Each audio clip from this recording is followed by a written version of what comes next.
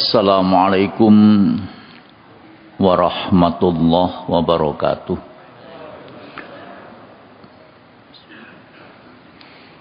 Innal hamdalillah nahmaduhu wa nasta'inuhu wa nastaghfiruh wa na'udzu billahi min syururi anfusina wa min sayyiati a'malina.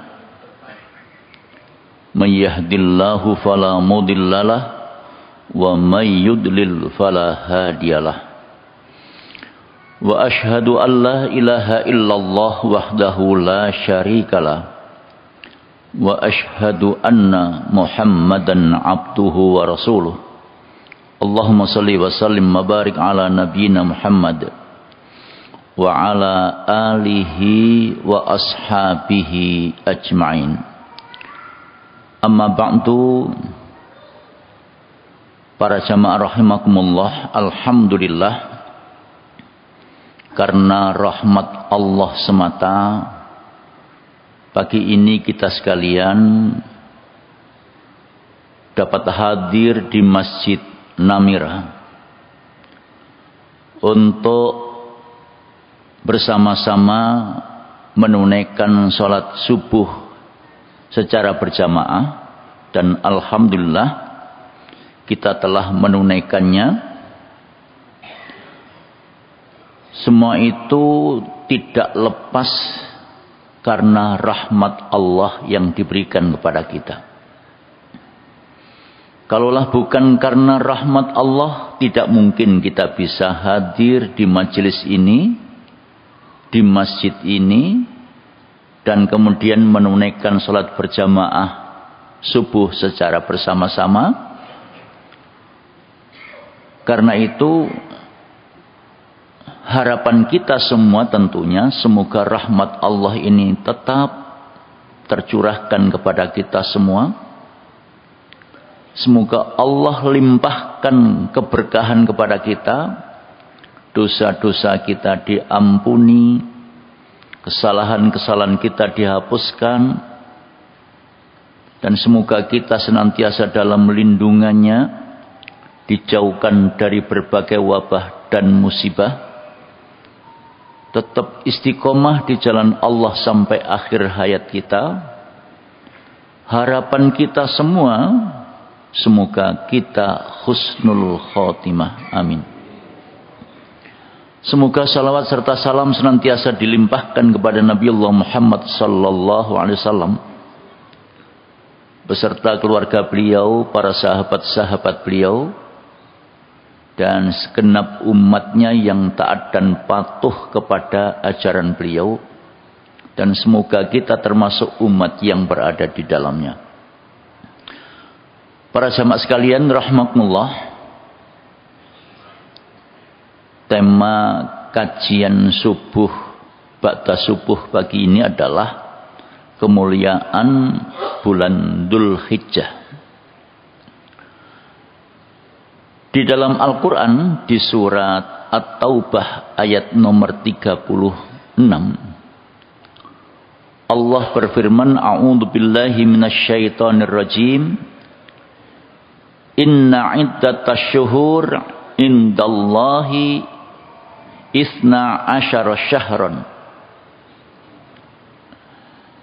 fi kitabillah yauma khalaqas samawati wal ard minha arba'atun hurum dzalikat dinul qayyim fala tadlimu fihinna anfusakum wa qatilul musyrikina kaffah kama yuqatilunakum kafah wa'lamu annallaha ma'al muttaqin. Para jamaah sekalian rahimakumullah, Allah menegaskan inna iddatash syuhur indallahi 12 syahran fi kitabillah. Jumlah bilangan bulan yang ditetapkan oleh Allah dalam satu tahun itu ada 12 bulan. 12 bulan itu adalah bulan Syawal, Dzulqa'dah, Dzulhijjah, Muharram, Safar, Rabiul Awal, Rabiul Akhir, Jumadil Ula, Jumadil Tsaniyah, Rajab, Sya'ban, dan Ramadan.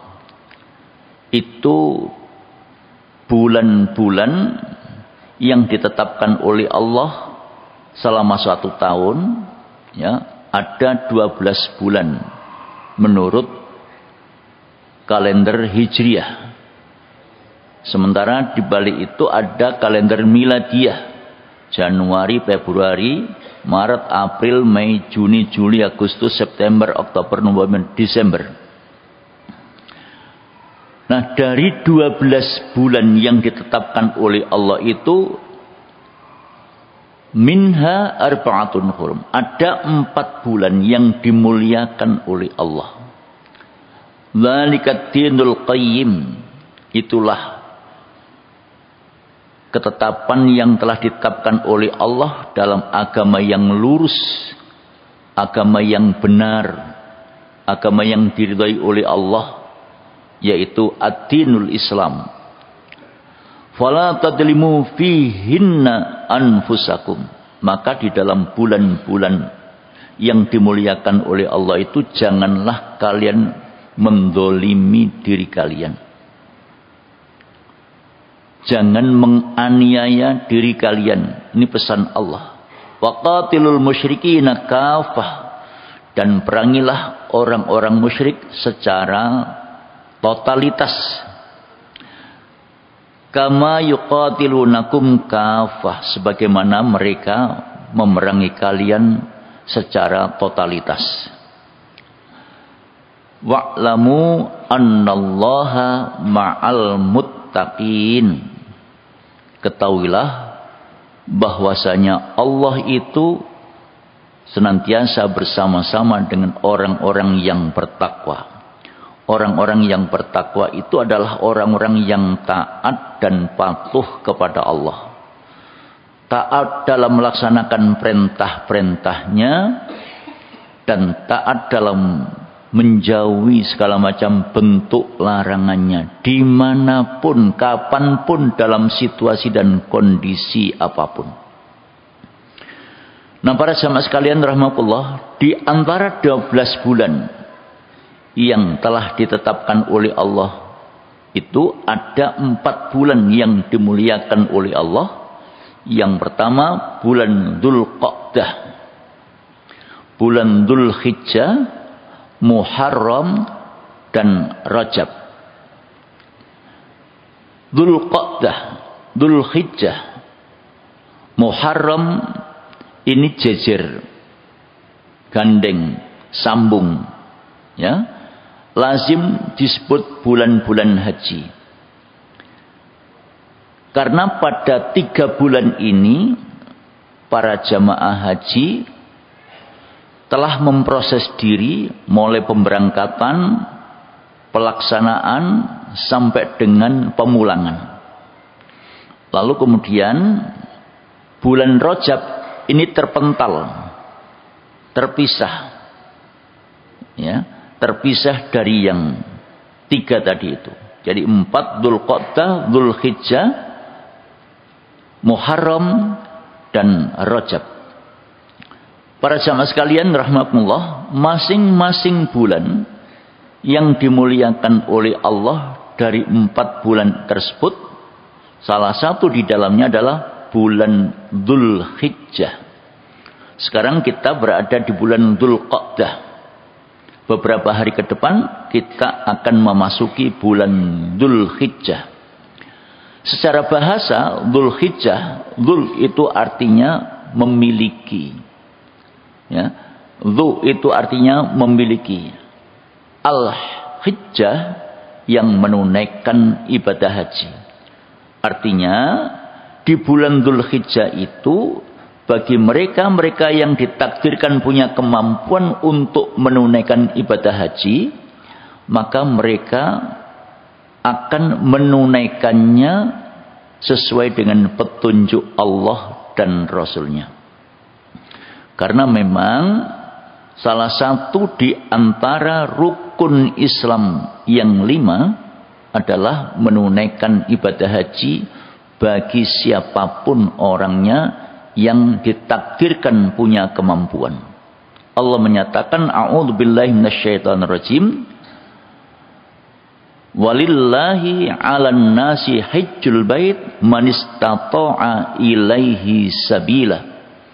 Allah wajibkan bagi orang-orang yang beriman untuk menunaikan ibadah haji, man istata'a ilaihi sabila, bagi siapapun orangnya yang ditakdirkan punya kemampuan. Punya kemampuan itu diantaranya mampu secara fisik,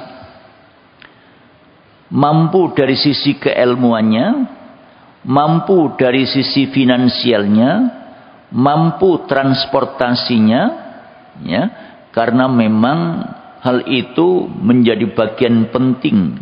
Kayak kita orang-orang Indonesia, fisiknya sehat, ilmunya memahami, kemudian finansialnya ada. Tapi kalau kemudian tidak ada transportasi yang bisa mengantarkan ke sana, maka itu menjadi penghalang.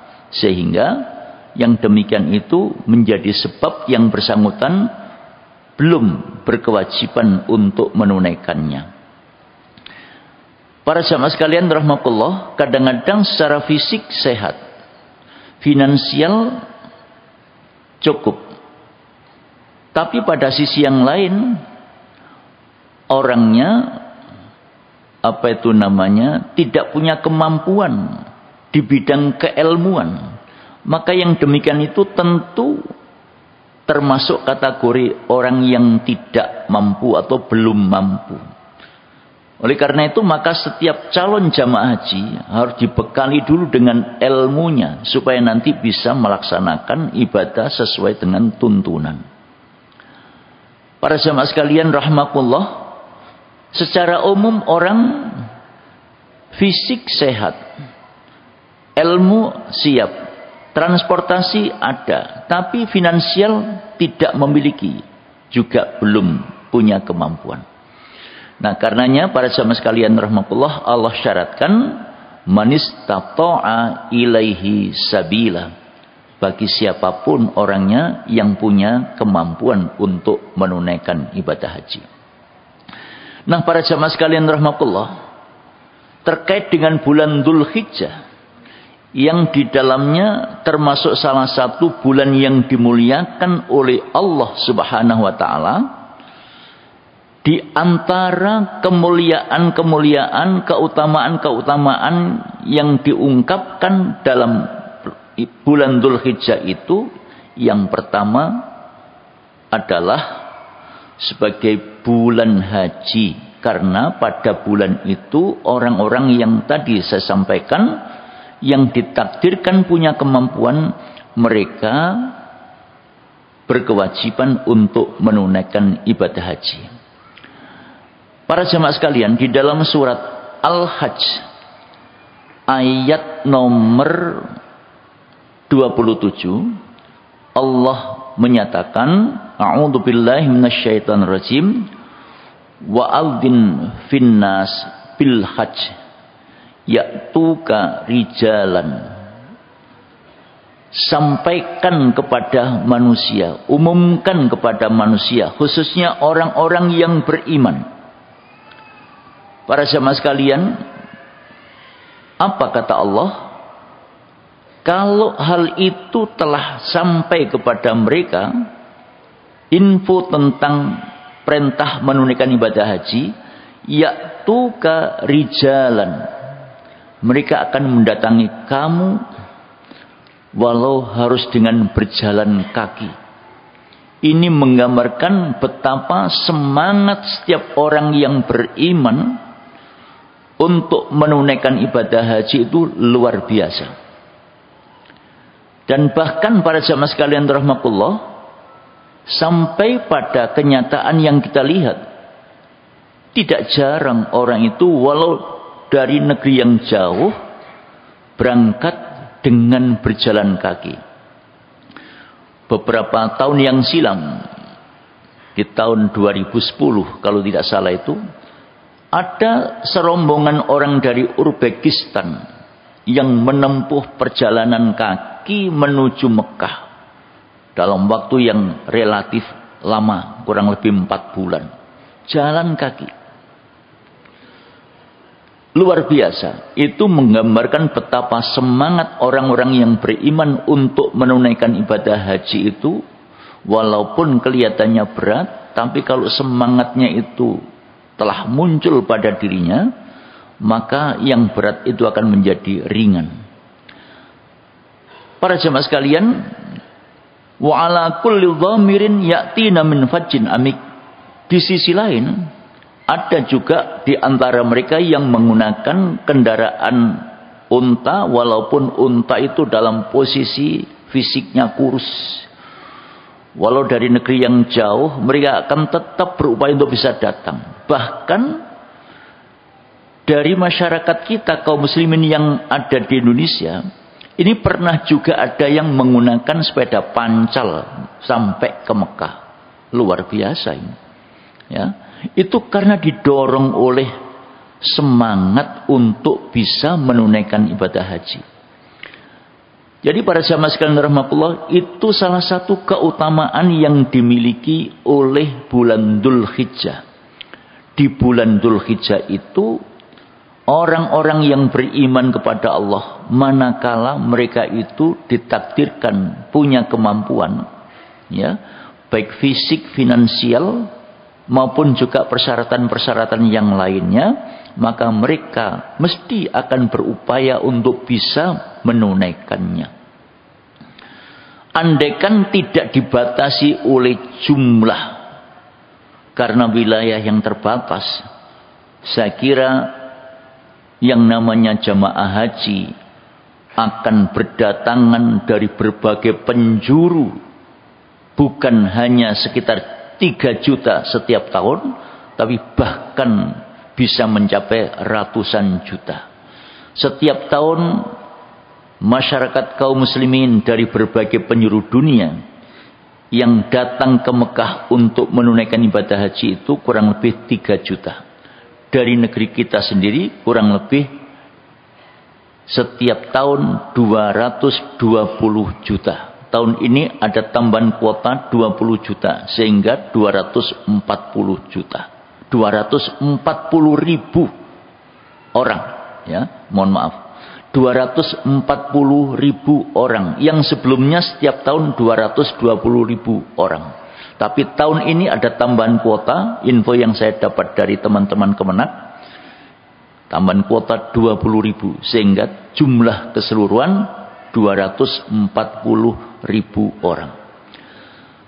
Semangat orang-orang yang beriman, ya, semangat orang-orang yang beriman untuk menunaikan ibadah haji. Saya pernah ketemu dengan orang Turki di tahun 2010. Kalau daftar tahun 2010 itu masa tunggunya 35 tahun. Pada tahun 2016 ketika saya menjadi petugas, ketemu orang Malaysia. Orang Malaysia itu cerita kepada saya kalau daftar tahun 2016 masa tunggunya 50 tahun. Kita orang Indonesia daftar hari ini masa tunggunya 39 tahun.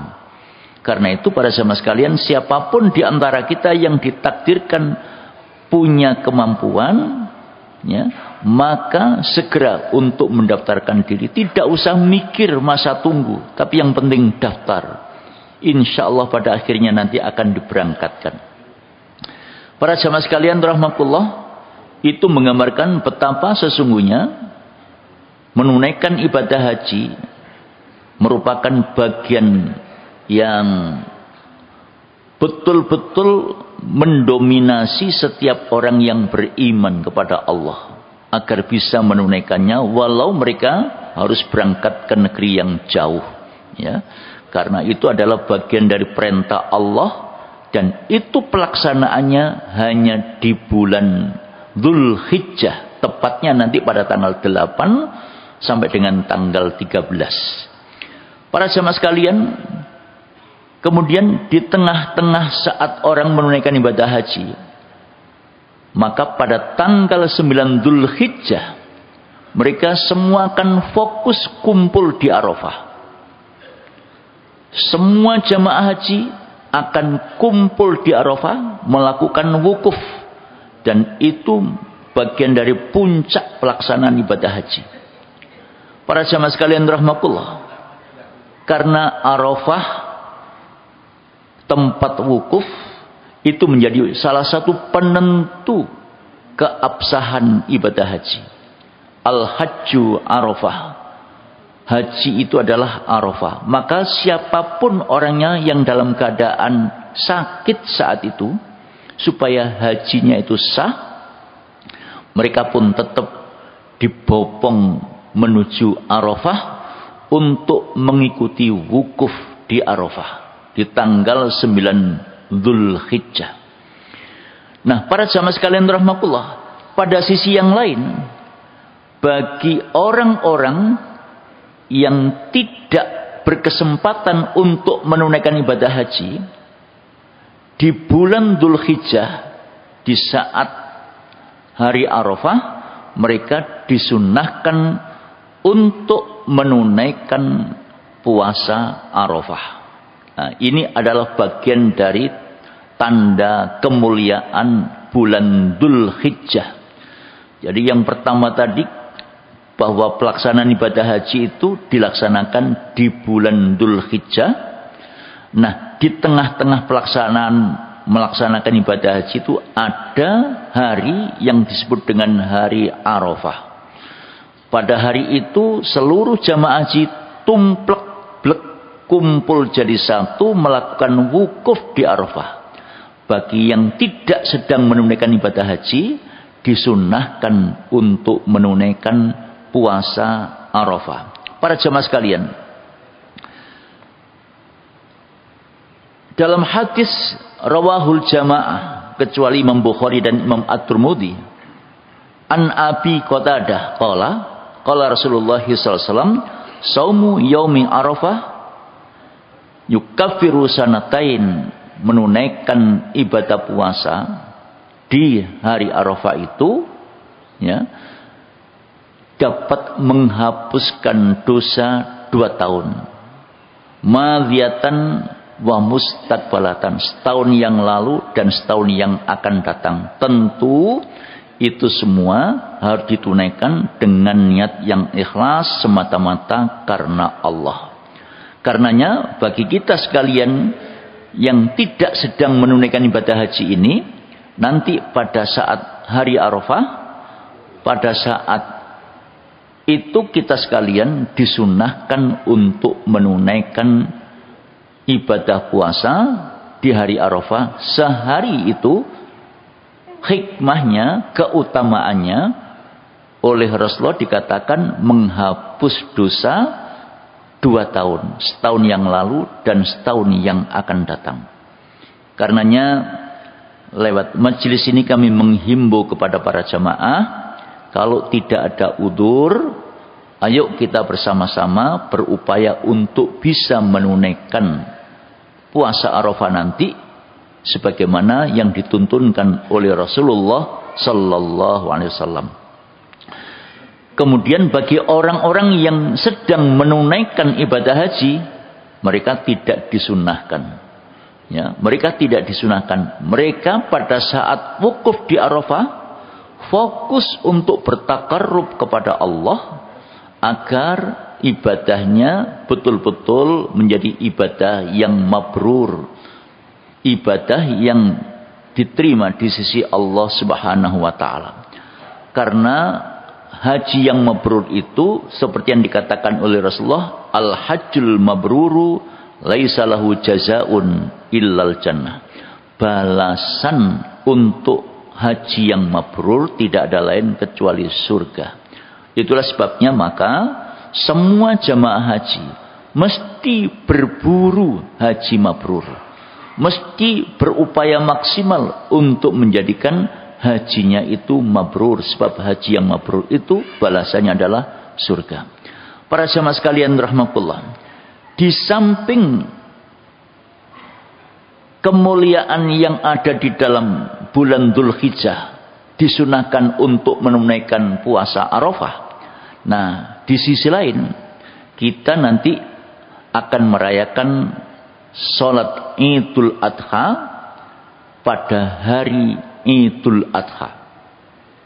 Dan itu berjalan serentak di seluruh dunia. Setiap orang yang menyatakan diri sebagai muslim, maka pada saat Idul Adha itu mereka akan serentak menunaikan sholat Idul Adha semata-mata hanya karena mendapatkan ridho Allah Subhanahu wa ta'ala. Nah, kemudian di samping sholat Idul Adha, para jamaah sekalian rahmatullah, setelah itu diperintahkan untuk melakukan penyembelihan binatang kurban. Nah, tentu di antara kita sudah bersiap-siap untuk menunaikannya, karena ini sudah berjalan setiap setahun sekali.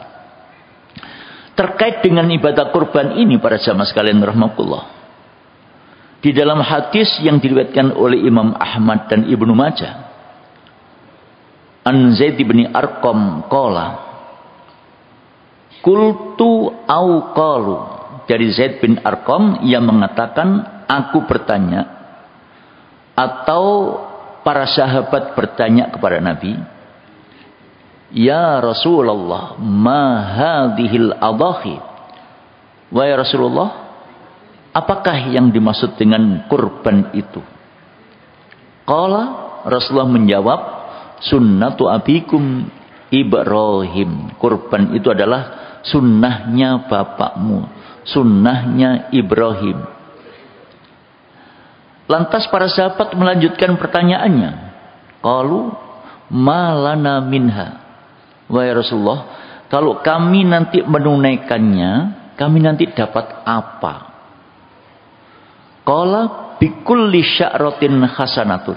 Nabi menjelaskan, tiap-tiap rambut binatang yang dijadikan kurban itu ada kebaikannya.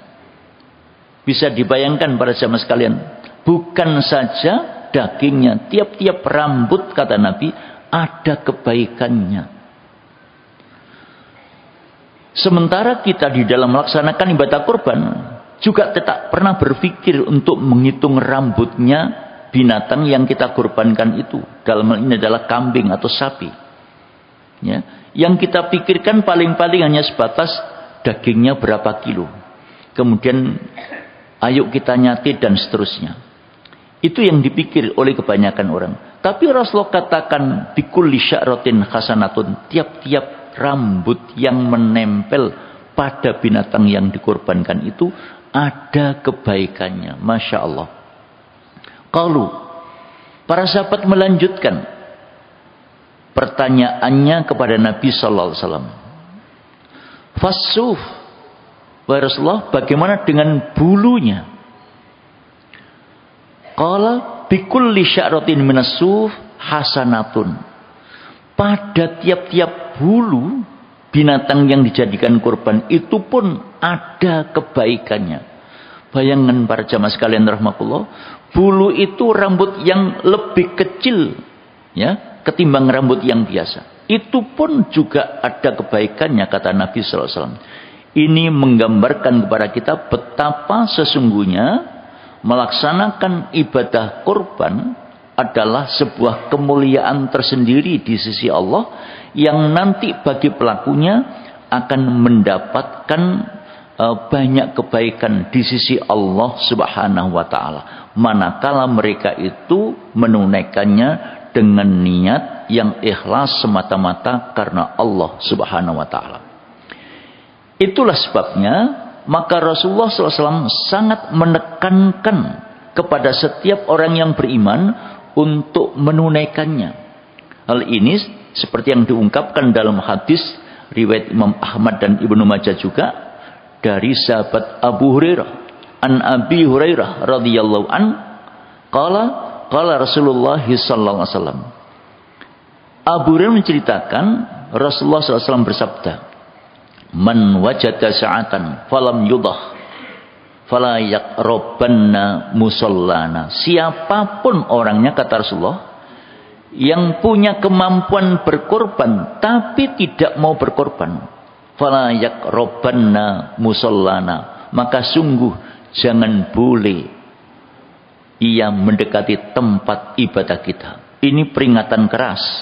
Kenapa Rasulullah SAW memberikan peringatan yang sangat keras seperti itu kepada umatnya?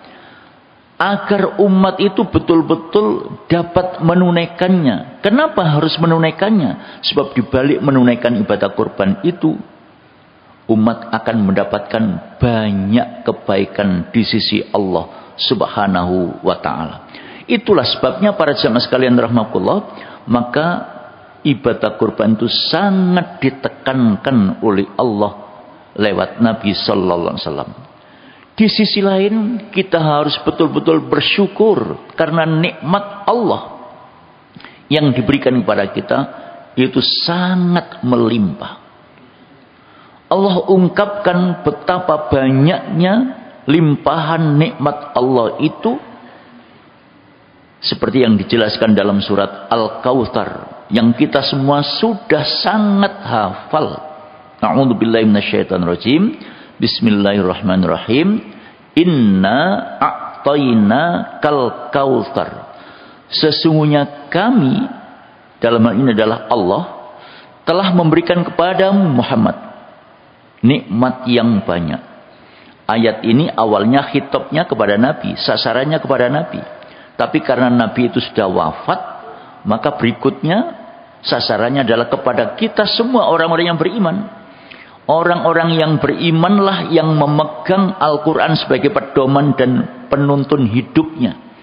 Maka kepada orang-orang yang beriman diingatkan oleh Allah, wahai setiap orang yang beriman, sesungguhnya kami telah berikan kepada kalian nikmat yang sangat banyak. Maka sebagai wujud syukur kepada Allah, fasalli li rabbika, tunaikan salat semata-mata untuk mendapatkan keridhaan Tuhanmu, bukan karena yang lain. Menunaikan salat, menjaga salat 5 waktu maupun juga salat-salat sunnah yang lain, itu adalah wujud syukur seorang hamba kepada Tuhannya. Maka dimanapun kita berada, jangan pernah tinggalkan salat 5 waktu kita terutama. Sedapat mungkin kemudian kita tambah dengan salat-salat sunnah yang telah disyariatkan lewat Rasulullah SAW. Wanhar, dan berkorbanlah. Nah, di sini para jamaah sekalian rahmatullah, maka semangat berkorban yang diperintahkan oleh Allah di dalam Al-Quran, kemudian diperjelas oleh Nabi di dalam hadis-hadisnya, maka mendapatkan sambutan dari setiap orang yang menyatakan diri beriman kepada Allah Subhanahu wa ta'ala. Para jamaah sekalian rahmatullah, kaitannya dengan melaksanakan ibadah kurban, seringkali orang beranggapan, walau tidak semua, ada orang yang beranggapan orang yang berkorban itu cukup berlaku satu orang. Kalau misalnya dalam satu keluarga, tahun ini bapak, tahun besok ibu, tahun yang akan datang lagi anak pertama, tahun berikutnya anak kedua, berikutnya lagi anak yang ketiga, dan seterusnya. Anggapan yang semacam itu tidak sesuai dengan tuntunan. Dalam sebuah hadis yang diriwayatkan oleh Imam Ibnu Majah dan Imam At-Tirmidzi, wa an Atha ibni Yasar qala, Atha bin Yasar ini salah seorang tabi'in yang bertanya kepada sahabat Nabi. Tabi'in itu orang Islam yang hanya ketemu sahabat, tidak sempat ketemu dengan Nabi. Nah, bertanya kepada Abu Ayyub Al-Ansari. Sa'altu Abu Ayyub Al-Ansari. Aku bertanya kepada Abu Ayyub Al-Ansari terkait dengan pelaksanaan ibadah kurban. Kaifa kanatid dhuhaya fikum ala ahdi Rasulillah sallallahu alaihi wasallam.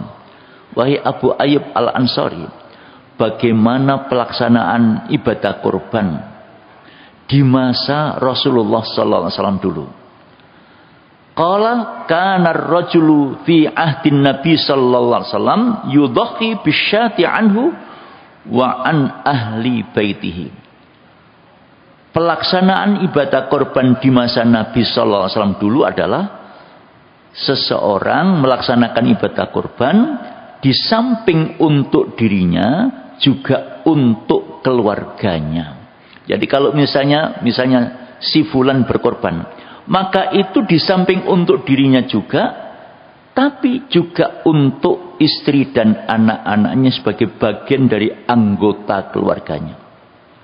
Jadi tidak perlu kemudian lantas tahun ini bapaknya, tahun besok istri, kemudian tahun berikutnya lagi anak. Karena ketika seorang bapak itu berkorban, itu sudah masuk di dalamnya istri dan anak-anak sebagai bagian dari anggota keluarga.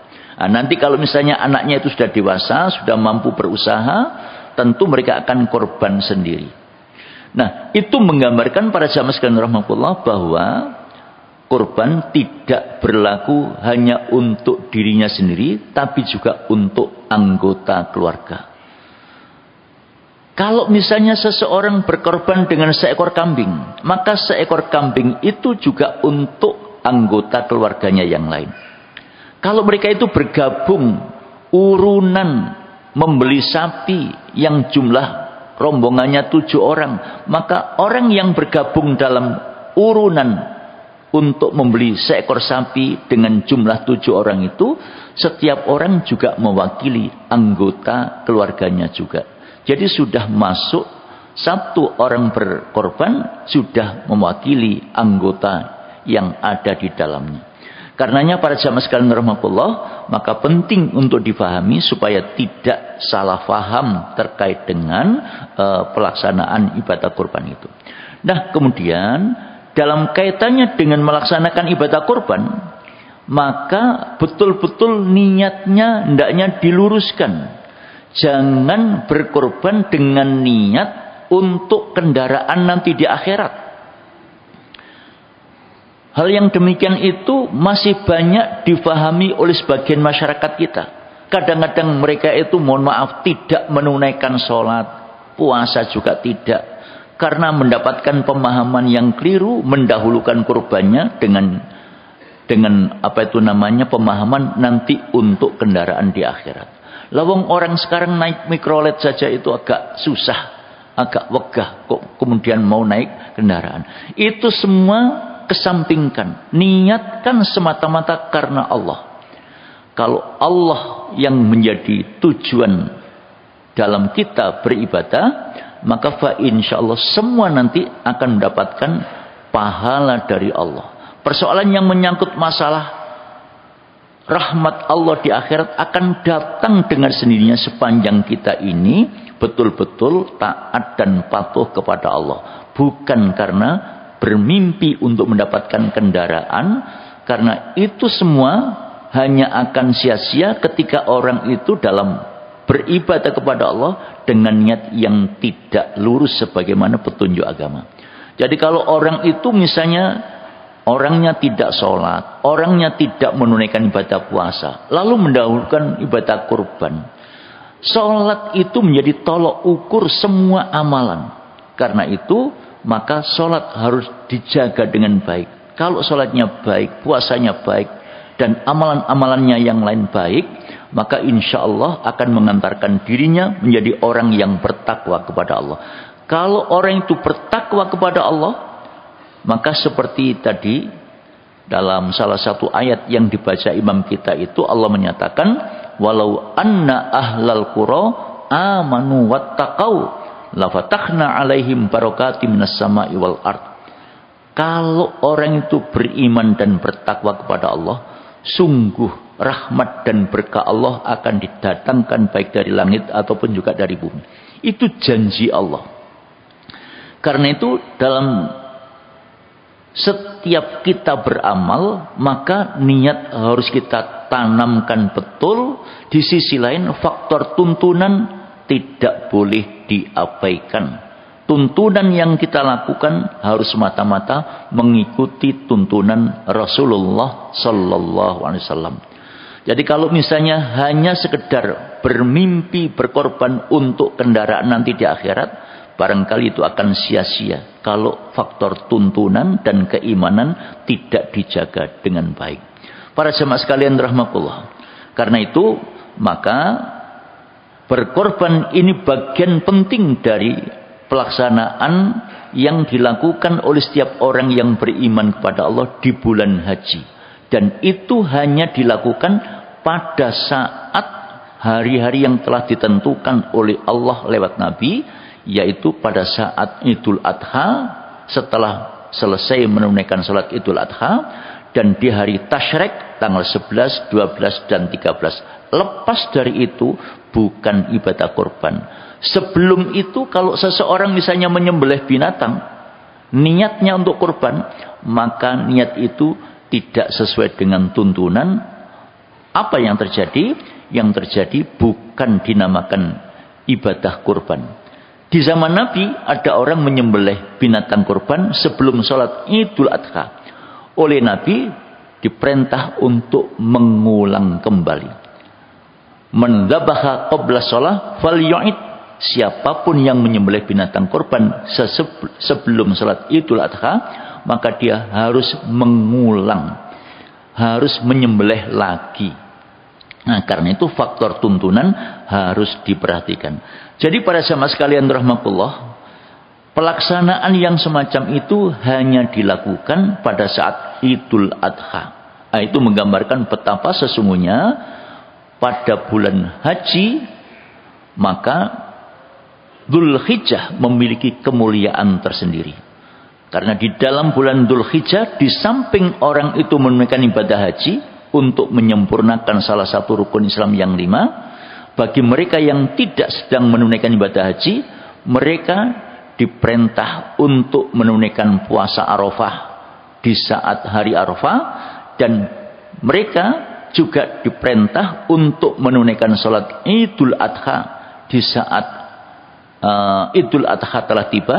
Di sisi lain juga diperintah untuk menunaikan ibadah kurban, yaitu dengan cara menyembelih seekor kambing yang berlaku untuk satu keluarga, dilaksanakan pada saat setelah orang-orang menunaikan salat Idul Adha sampai dengan hari Tasyrik.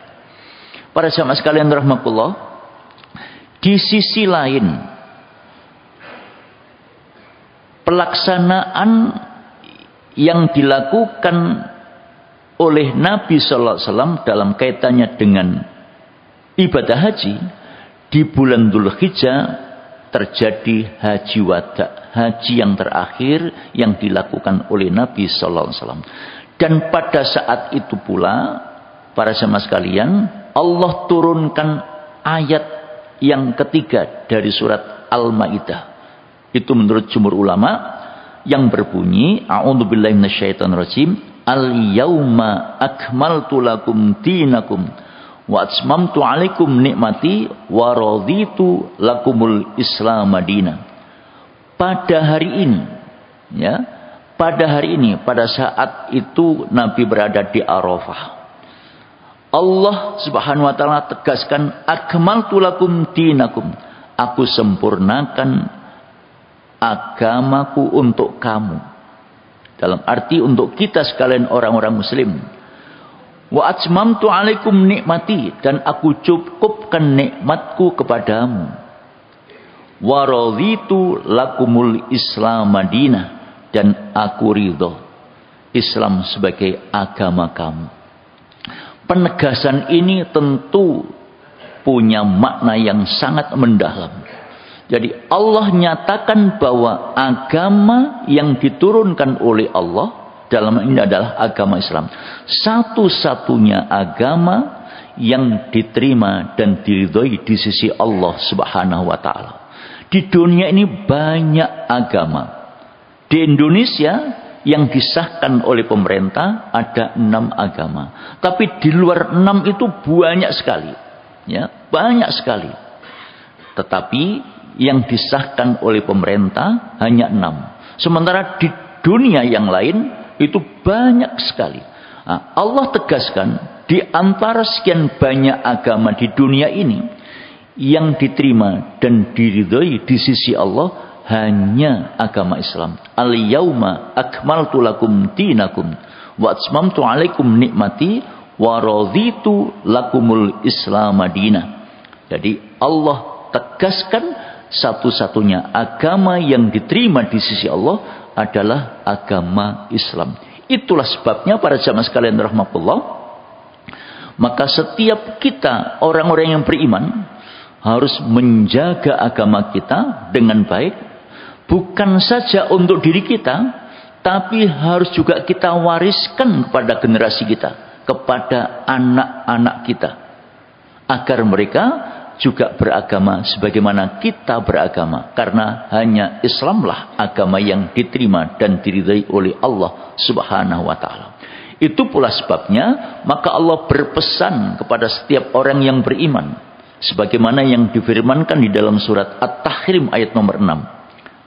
Ya ayyuhalladzina amanu qu anfusakum wa ahlikum nar. Hai orang-orang yang beriman, jagalah dirimu, jaga pula keluargamu. Dalam hal ini termasuk adalah anak-anak kita. Apalagi di saat sekarang tantangan yang kita hadapi luar biasa.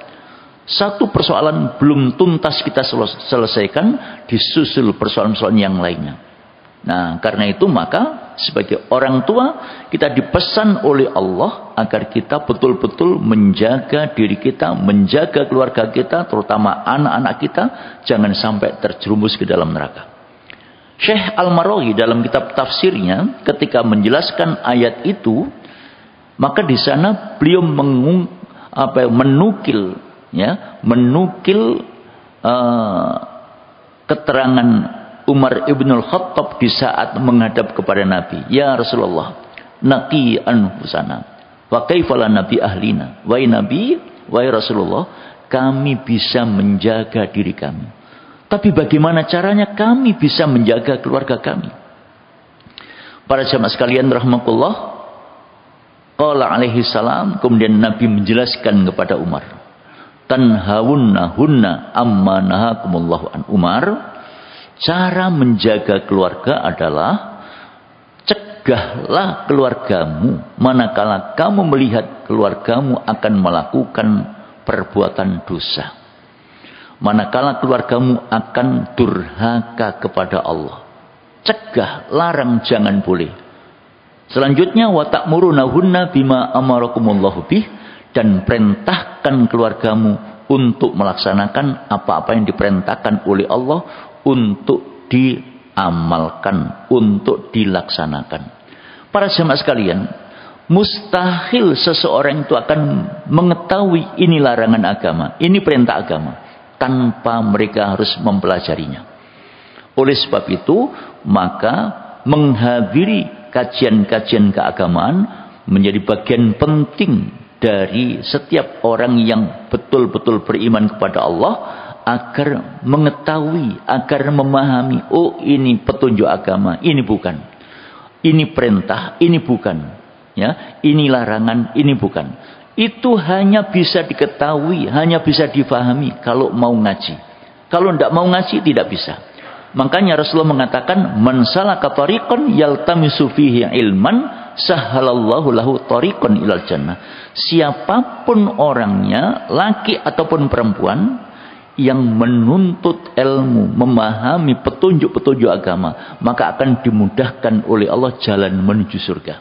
Itulah sebabnya maka semangat menuntut ilmu bagi setiap orang yang beriman mutlak harus betul-betul diupayakan. Para jamaah sekalian rahmatullah, Allah menyatakan dalam surat Al-Isra ayat nomor 36, wala taqfu ma laisa laka bi'ilm. Jangan kamu lakukan sesuatu tanpa dasar ilmu. Artinya apa? Setiap orang yang akan melakukan apa saja harus diilmoni terlebih dahulu. Orang mau nggarap sawah harus ngerti ilmunya nggarap sawah. Orang mau ternak harus ngerti caranya berternak. Orang mau bisnis harus ngerti caranya berbisnis. Orang mau sholat harus ngerti ilmunya sholat. Orang mau puasa juga harus ngerti ilmunya puasa. Dengan kata lain, orang yang sudah menyatakan diri sebagai muslim harus memahami tentang ajaran Islam. Di dalam ajaran Islam ada perintah, ada petunjuk, dan ada larangan. Maka itu semua harus difahami supaya nanti setiap orang yang mengaku dirinya muslim dapat mengamalkan ajaran Islam secara tepat. Kalau tidak memahami, tidak mau mempelajari, maka dalam hal mengamalkan hanya akan berdasar pada kira-kira. Kalau hanya atas dasar kira-kira, nanti akan mendapatkan nasib seperti yang diungkapkan oleh Allah di dalam surat Al-Kahfi ayat nomor 103, 104. A'udzubillahi minasyaitonirrajim. Qul hal nunabbiukum bil akhsarina a'mala alladzina dhalla sa'yuhum fil hayatid dunya wa hum yahsabuna annahum yuhsinuna sun'a. Katakan Muhammad, perlukah kami kabarkan kepada kalian tentang orang yang paling rugi amalnya? Siapa mereka itu? Yaitu orang yang amalnya sia-sia. Kenapa sia-sia? Karena mereka mengira yang diamalkan, yang dilakukan itu baik. Ya, yang diamalkan itu baik. Wahum yahsabuna annahum yuhsinuna sun'a. Mereka mengira yang diamalkan itu baik. Itu hanya atas dasar kira-kira, tidak atas dasar petunjuk. Karena atas dasar kira-kira dan kira-kira itu tidak mesti tepat. Oleh sebab itu dalam beragama harus mengikuti tuntunan. Kalau tidak mengikuti tuntunan, amalnya tidak bisa tepat. Itulah sebabnya para jamaah sekalian rahimakumullah, menuntut ilmu menjadi penting, dan Rasulullah mewajibkan kepada setiap orang muslim, thalabul ilmi fardhatun ala kulli muslimin. Menuntut ilmu merupakan kewajiban bagi setiap muslim. Para jamaah sekalian rahimakumullah, bulan Dzulhijjah, bulan yang dimuliakan oleh Allah, banyak amalan-amalan yang dituntunkan oleh Rasulullah untuk kita, termasuk puasa Arafah tadi itu. Maka setiap kita menunaikan puasa harus ngerti ilmunya puasa, termasuk kita melaksanakan sholat Idul Adha, termasuk kita menunaikan ibadah kurban. Maka dalam kaitannya dengan melaksanakan ibadah kurban pun juga harus ngerti ilmunya, faham tuntunannya. Pelaksanaannya disembelih sesudah sholat Idul Adha. Binatang kurban yang akan dikurbankan harus sehat, tidak boleh cacat, dan melaksanakan ibadah kurban bukan hanya berlaku untuk seorang, tapi juga mewakili satu keluarga. Insya Allah kalau itu kemudian kita pahami dan ibadah kita laksanakan dengan sungguh-sungguh, maka akan menjadi ibadah yang diterima di sisi Allah Subhanahu wa taala. Para jamaah sekalian rahimakumullah, di bulan Dzulhijjah di samping yang kami sampaikan tadi, orang melaksanakan ibadah haji, orang melaksanakan puasa Arafah, orang melaksanakan salat Idul Adha, berkorban, di sisi lain masih banyak amalan-amalan yang diperintahkan oleh agama, yaitu menjaga keimanan kita, menjaga ketauhidan kita, menjaga diri dan keluarga kita agar tidak terjerumus ke dalam hal-hal yang dilarang oleh agama, terutama di era seperti sekarang ini. Tidak jarang orang tua mengalami kebingungan, orang tua mengalami kegelisahan karena ulah tingkah anaknya. Orang tua sudah berupaya, tapi dari sisi yang lain masih ada celah-celah yang kemudian menimbulkan si anak menempuh jalan yang tidak benar. Itulah sebabnya maka pengawasan, pembinaan kepada anggota keluarga kita masing-masing hendaknya bisa dilaksanakan lebih maksimal lagi supaya apa yang kita dambakan dalam kehidupan ini menjadikan diri kita, menjadikan keluarga kita menjadi orang-orang yang bertakwa kepada Allah dapat kita wujudkan. Terutama anak-anak kita yang nanti akan menjadi jariah buat kita sekalian sebagai orang tua. Ketika anak-anak kita itu adalah anak-anak yang soleh, maka di samping mereka itu nanti mengamalkan amal soleh untuk mendapatkan pahala dari Allah, maka insya Allah kesolehannya itu, amal yang telah mereka tunaikan juga akan mengalir kepada orang tuanya. Karena mereka adalah bagian dari jariah orang tua yang telah berhasil mendidik putra-putrinya menjadi generasi yang soleh, yang bertakwa kepada Allah Subhanahu wa taala. Karena itulah para jamaah sekalian rahimakumullah, di samping kita mempersiapkan diri untuk melaksanakan ibadah kurban di bulan Dzulhijjah nanti, maka di sisi lain kita harus tetap berupaya maksimal menjaga diri dan keluarga agar tetap menjadi hamba-hamba Allah yang beriman, dapat melaksanakan berbagai amal soleh, lebih khusus di bulan Dzulhijjah. Maka fa insyaallah hal itu akan diridhoi oleh Allah Subhanahu wa taala. Para jamaah sekalian rahimakumullah, demikianlah di antara kemuliaan yang kami sampaikan terkait dengan bulan Dzulhijjah, bulan yang dimuliakan oleh Allah. Banyak sekali kemuliaan-kemuliaan yang Allah ungkapkan di dalam bulan Dzulhijjah itu. Di antara kemuliaan-kemuliaannya itu adalah umat Islam menunaikan ibadah haji. Bagi yang tidak sedang menunaikan ibadah haji, nanti disunahkan untuk puasa Arafah, disunahkan untuk menunaikan salat Idul Adha, diperintahkan juga untuk melaksanakan ibadah kurban, dan di sisi lain diperintahkan juga untuk memperbanyak amal-amal soleh yang lain. Insya Allah amal-amal soleh itu akan menghadirkan keberkahan dari Allah Subhanahu wa taala. Di surat An-Nahl ayat nomor 97 Allah tegaskan, "Man 'amila shalihan min dzakarin aw untha wa huwa mu'minun falanuhyiyannahu hayatan thayyibah." Siapapun orangnya yang beramal soleh, baik laki-laki ataupun perempuan, dan dia beriman, Allah tegaskan, falanuhyiyannahu hayatan thayyibah. Sungguh kami akan berikan penghidupan yang baik di dunia, di akhirat, walanajziyannahum ajrahum bi ahsani ma kanu ya'malun, dan sungguh di akhirat balasan yang Allah berikan akan jauh lebih baik ketimbang yang diterima di dunia. Itu semua menjadi buruan kita. Dan karena itu setiap orang yang beriman harus terus menjaga diri untuk bisa memperbanyak amal soleh, amal yang diridhai oleh Allah Subhanahu wa taala, yang akan mengantarkan kita di saat kita menghadap kepada Allah dengan ridho dan diridhai oleh Allah Subhanahu wa taala. Kurang dan lebihnya mohon maaf.